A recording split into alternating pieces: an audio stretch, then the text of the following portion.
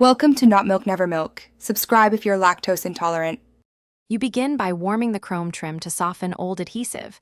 This makes removal controlled and prevents paint lifting. Once done, use a plastic trim tool to gently pry at an end while you steadily heat the area to keep the glue pliable. Make sure to keep the gun moving so you don't overheat the paint. As you lift sections, peel slowly and remove clips or old tape.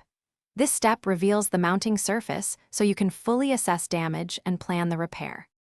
Now clean both the trim and the vehicle flange with isopropyl to remove oils.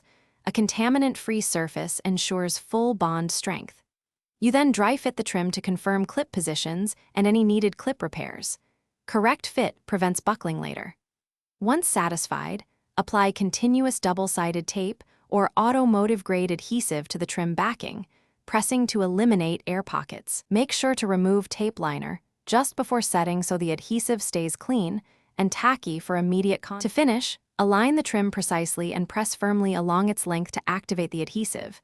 Use soft clamps or wide masking tape to hold uniform pressure for at least 24 hours so the bond cures.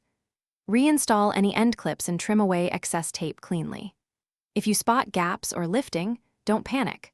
Reheat the local area to soften the adhesive, peel back a small section, and reposition or replace the tape. Make sure to let the repair cure before.